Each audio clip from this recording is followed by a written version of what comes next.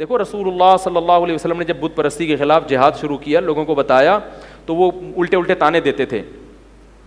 تو قرآن نے کہا کہ اے نبی آپ ان سے کہو انما اعیذکم بواحدہ, کہ اے نبی ان سے کہو کہ میں تمہیں ایک بات کہتا ہوں, ان تقوموا للہ مثنی و فرادا, انفرادی بھی غور کرو اور دو دو آدمی مل کے بھی غور کرو, ما بصاحبکم من جنہ, کہ محمد صلی اللہ علیہ وسلم کو کہیں جنون تو نہیں ہے بھائی, کیونکہ نہ ان کا کوئی ذاتی فائدہ ہے بت پرستی کے خلاف بولنے میں, بلکہ مخالفت ہی بڑھ رہی ہے, ٹھیک ہے نا, کوئی ذاتی فائدہ نہیں ہے. پوری قوم ایک طرف, مقابلے میں لالچ بے انتہا دی جا رہی ہے کہ آپ اپنی دعوت چھوڑ دیں, تو نبی کو پیشکش کی گئی عرب کی سب سے حسین عورت سے آپ کی شادی کرائیں گے, جتنا پیسہ چاہیے وہ پیسہ دینے کے لیے تیار ہیں. میں نے جو 2-3 شادیاں کی ہیں نا, میں جانتا ہوں کس کرب و اذیت اور عذاب سے میں گزرا ہوں. یہ قربانی دے کے کی ہیں, یہ لڈو کھانے کے لیے نہیں ہوئی ہیں. جو قربانی میں نے دی ہے وہ آپ کو میں اگر بتا دوں تو آپ بولو مجھ سے پاگل ہو آپ, لیکن یہ اپنی ذاتی باتیں ہوتی ہیں جو آدمی ہر ایک کے ساتھ شیئر نہیں کرتا. یہ اچھا خاصا لوہے کے چنے چبائے ہیں اس کام کے لیے میں نے, یہ نظریاتی سوچ ہے میری. تو نبی کو کیا اللہ نے فرمایا کہ ان کو جا کے کہیے کہ میں تمہیں ایک نصیحت کرتا ہوں, اکیلے اور کبھی دو دو آدمی مل کے آپس میں بیٹھ کے غور کرو کہ کیا محمد صلی اللہ علیہ وسلم کو جنون تو نہیں ہے. تو تمہارا ضمیر خود کہے گا نہیں بھائی بڑے ذہین ہیں, ٹھیک ٹھاک ہیں, کیونکہ کوئی مفاد بھی نہیں ہے اور کوئی, تو اس کا مطلب یہ ہے کہ یقیناً یہ جو بات کر رہے ہیں اس میں کوئی نہ کوئی دم, بولو بھائی, ہے. یہ جو بت پرستی کے خلاف بول رہے ہیں, تو یاد رکھو میں جو مردوں کو کہتا ہوں وہ اللہ کا قسم مردوں کو عیاشی دینے کے لیے نہیں. بہت ساری بیوہ طلاق یافتہ عورتیں پڑی ہوئی ہیں معاشرے میں, رول رہی ہیں, خودکشیاں کر رہی ہیں. آج ایک خاتون آئی, میرا شوہر ظلم کر رہا ہے, اس قدر ظالم, جو اس نے ظلم کی داستان, وہ رو رہی تھی, وہ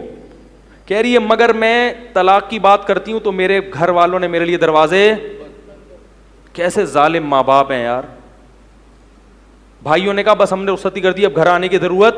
کیوں, اس کو پتہ ہے گھر آ گئی تو دوبارہ شادی, طلاق یافتہ کی دوبارہ شادی, بولو بھائی, نہیں ہوگی. ایک گراؤنڈ ریئلٹی ہے. اگر ان کے گھر والوں کو یہ آپشن ہو کہ ہو جائے گی تو وہ گھر کے دروازے بند اس ظالم کے ساتھ کیا کر دیا. اور ایسے کئی کیسز ہو رہے ہیں, داماد انتہائی ظلم کر رہا ہے, بہنوں نے بہن کی زندگی عذاب بنا دی, مگر کیوں طلاق نہیں لے رہے بھائی, پہلی اتنی استخارے نکال کے ہوئی تھی, اتنا عذاب بن کے ہوئی تھی, اب دوبارہ طلاق لے کے, تو اس کو کہتے ہیں وہیں رہو بس. کیوں وہیں رہو بھائی, تمہارے جگر کا ٹکڑا ہے. اس لیے میں والدین سے کہتا ہوں اگر بیٹی پر سسرال میں بہت زیادہ ظلم ہو رہا ہے, یہ نہیں کہ تھوڑی بہت معمولی اختلافات, وہ تو ہر گھر میں ہوتے ہیں, بہت زیادہ ظلم ہو رہا ہے تو بیٹی کے لیے گھر کے دروازے بند نہ کرو. شادی کرتے ہوئے بتا دو بیٹا جا رہی ہو تو گھر بساؤ, اچھی عورتیں ہمیشہ اپنا گھر بساتی ہیں, لیکن اگر کوئی ناقابل برداشت شکایت ہونا شروع ہو جائے تو بیٹی کو خود بتائیں کہ بیٹا تمہارے گھر کا دروازہ کھلا ہوا ہے, کوئی بات نہیں, ہم نے تمہیں اب تک کھلایا اور پلایا اور اس کا کوئی معاوضہ ہم نے تم سے, بولو بھائی, نہیں مانگا, تو موت تک انشاءاللہ ہم تمہیں کیا کریں گے,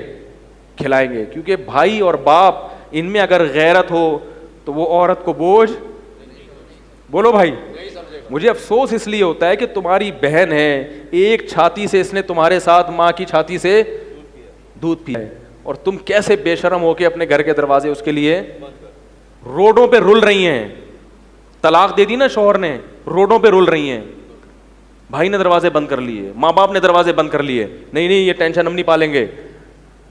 خود سوچو اگر اس کی جگہ خود ہوتے اور تمہارے ساتھ یہ سلوک ہو رہا ہوتا, وہ بازاروں کی زینت بنتی ہے, وہ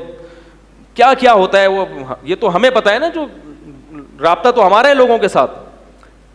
تو میرے بھائی یہ جو میں بات کرتا ہوں یہ کس کے تحفظ کے لیے, میرا کوئی فائدہ نہیں ہے, میں نے جتنی کرنی تھی نا کر لی ہیں, اور اگر اللہ نے چاہا تو اگر ہو نہیں ہوگی تو ایک اور بھی ہو جائے گی, وہ ابھی آپ کے مشورے سے نہیں ہوگی, ہم کریں گا تو ہم میں ڈھیٹ ہے,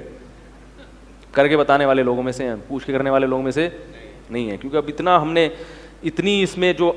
اذیتیں اٹھائی ہیں اس کام میں, اتنی ٹینشن اٹھائی ہے کہ اب اس ٹینشن کے بعد میں کیا ہو گیا اس معاملے میں, ڈھیٹ. اب تو میں بولتا ہوں کسی کے باپ میں دم ہے تو روک کے, اس طرح کے اللہ بچائے, اللہ یہ حفاظت کرنے والا ہے, زیادہ بڑی بڑی باتیں کرنی چاہیے, ٹھیک ہے نا. تانے دیتے ہیں لوگ, یہ کیا ہے ابھی 3 مہینے میں چوتھی کر رہا ہے, میں کہتا ہوں چھوڑو ابھی زیادہ نہیں ہے, زیادہ تانے بھی مناسب نہیں ہے صحت کے لیے. تو کیا بات ہے, کہاں سے کہاں چلی گئی یار, نہیں یہ تو کہاں سے آ گئی, پورا موضوع ہی چینج کر دیا یار. ہاں تو میں یہ کہہ رہا ہوں کہ بھائی الٹے الٹے تانے, ہم میں سے ہر شخص دین چاہتا ہے اپنے مطلب کا. میرے مطلب, عورت چاہے گی شوہر کے حقوق پر بیان, میرے حقوق پر بیان ہو, اور شوہر جائے گا کس کے؟ اگر ان کو بتا دو تم غلط کر رہے ہو, میاں کو بول دو تم غلط کر رہے ہو, تیش میں آ جائے گا ایک دم. کہہ رہے میں تو بول رہا تھا مفتی صاحب کے پاس, میں تو آئی, ایسے لڑائیاں ہوئی ہیں, میرے موجودگی میں لڑائی ہوئی ہیں. عورت نے اپنے شوہر کی شکایتیں کی, وہیں بیٹھے بیٹھے اس کا میٹر شارٹ, حالانکہ اس کی مرضی سے لے کر آئی ہے. تو جب میٹر شارٹ ہوا نا میاں کا, تو میں نے میاں کو تو کہا نہیں, میں نے کہا لیکن مجھے اندازہ ہو گیا کہ غلطی کس کی ہے, کیونکہ یہ یہاں بیٹھ کے تمیز سے بات نہیں کر رہا, تو گھر میں کیا کرتا ہوگا. تو دونوں طرف ہوتا ہے, کبھی یہ صحیح کبھی وہ غلط. تو اپنے مطلب کا نہیں, ہم اللہ کے غلام ہیں. اے اللہ جیسے تو کہے گا ہم ویسے, بولو بھائی